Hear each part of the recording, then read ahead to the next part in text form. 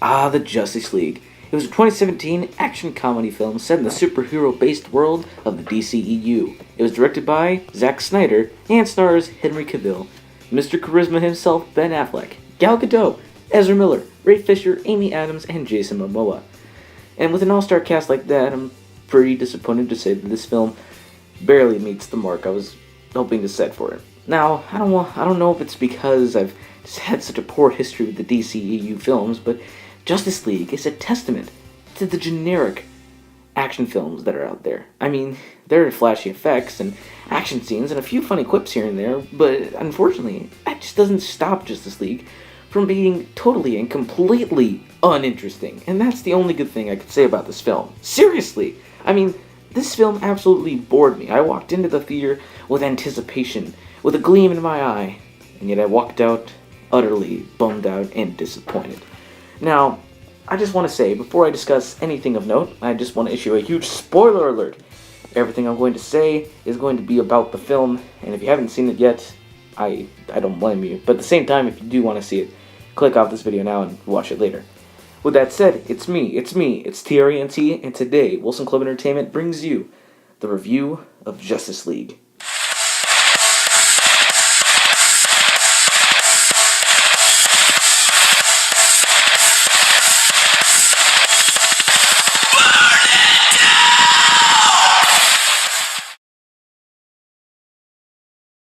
Alright, let's talk about the plot of this train wreck.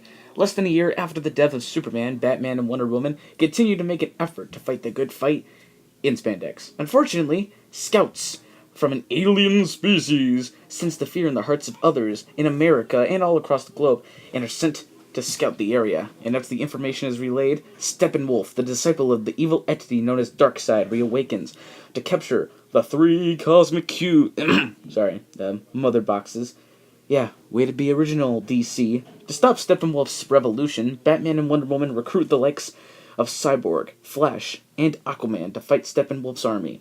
However, after falling short of trying to stop his evil plight, Batman devises a way to resurrect the fallen Superman to help bring an end to the tyranny, much to the others' dismay. Okay, really? You just had to find a lazy way to rewrite Henry Cavill back in the movie? I mean, come on! I know he's dead, but, you couldn't keep him dead for, just had to bring him back in the next movie. What was the point of even killing him if we're just gonna bring him back? Oh, you know what? It's Superman. It's a comic book movie. Why am I complaining? Yeah, so, that's the plot in a nutshell, and you want to know why I don't like this plot? Well, let me tell you several things about it in these points of discussion.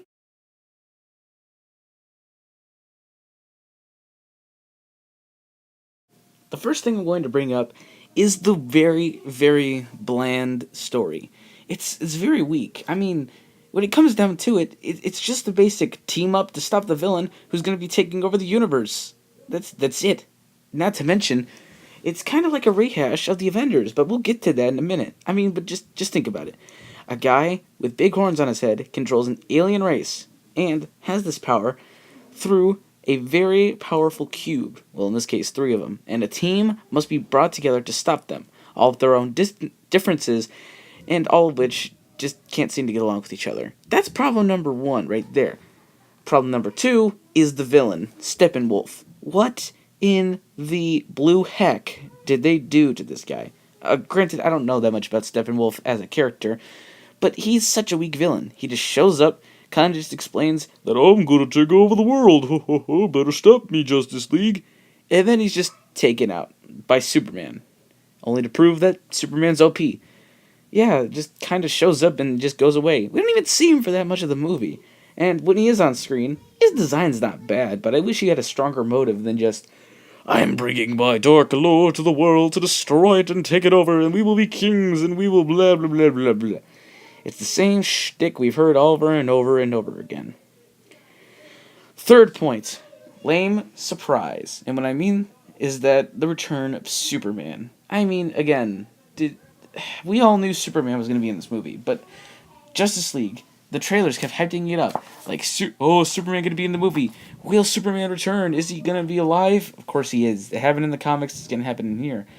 I mean, I just wish there was a bit more build to it, because Batman just makes it obvious, hey, we need to bring back Superman if we're going to win. And everyone's like, no. And then afterward, they're just like, oh, okay, we'll do it. It's like, it's just the lamest climax I've ever witnessed with my own two eyes. We all knew Superman was going to be in it. It's not that much of a surprise if we know what's going to happen. Whatever. A fourth, lack of character. And when I say this, I specifically mean for the newcomers: Ezra Miller, Ray Fisher, and Jason Momoa. They're all new characters in this film, but we're just introduced to them, and like we get brief glimpses of what their lives were like and how they used to cope with their lives, and now they're a part of this big team. But I wish maybe we'd gotten to know them a bit better in like earlier films, or maybe even like, I don't know, web internet featurettes, like how Marvel did the one shots, like these little movies that explain what happened to a character after a movie. That was fun. Why can't DC do something like that? I would have liked to know what Ezra Miller's portrayal of the Flash was, considering I love Grant Gustin as the Flash, but nope, none, no, very little character whatsoever. Cyborg, they just barely go into his side of the story. He was basically in a car accident. His mom died, and he was on the verge of death, and his dad decided to resurrect him as a, well, cyborg. I guess it's kind of where he gets his name. The only character I really found interesting was Jason Momoa, mainly because he's one of the funnier characters in the movie. I mean, I get they're trying to make Aquaman look cool. In fact, when I first saw Jason Momoa as the Aquaman, I originally thought he was going to be the serious, brooding character like Batman and how Superman was looking in the Zack Snyder films. But surprisingly, he's actually a really funny guy. He's like, imagine Drax the Destroyer. You know, that Drax the Destroyer from the movies. He's funny. Like, he's funny. And Jason Momoa, he's like Drax the Destroyer of DC. Is that a good thing or a bad thing? I'll leave that up to you. But personally, he's the only one I find that's fleshed out. We get a good gist of what he's going down for, but the other two guys, yeah, look, it's like a stale piece of bread with them. It's kind of hard to decipher what it means and why it's there. Alright, my penultimate reason why this movie is utter garbage is that there was a lack of adrenaline rush throughout the entire film. Now, usually, when I go see a Marvel movie, there's some point where I feel like I'm on the edge of my seat. Like, I'm about to just, be excited. And then after the word, I'm buzzing about it. And it's just like, oh my gosh, that movie was so great, blah, blah, blah, blah, blah, blah. And it's like, I can't have my mind stop racing for a minute just so I can catch my breath. With Justice League, I sat in that chair. I never felt on the edge of my chair. And I never jumped out of my chair for anything except for the few laps I got at, some of Jason Momoa's jokes. But besides that, I felt no adrenaline rush. I felt no excitement coursing through my body. Because this movie is, again, uninteresting. And it's a sad reality we're living in, that you take a group that's, the second most loved superhero group in all of existence, and you don't do anything with them. I mean, Marvel did a better job with the Avengers, and Fox did a better job with the X-Men. Why can't Zack Snyder and DC and the Warner Brothers pictures do anything interesting with the Justice League? It's just the most generic movie you could have given them.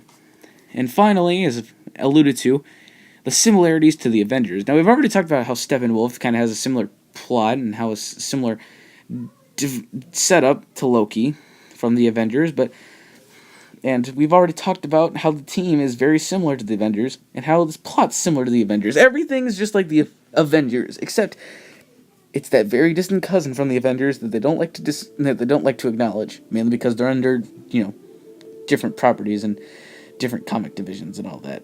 But that's, yeah.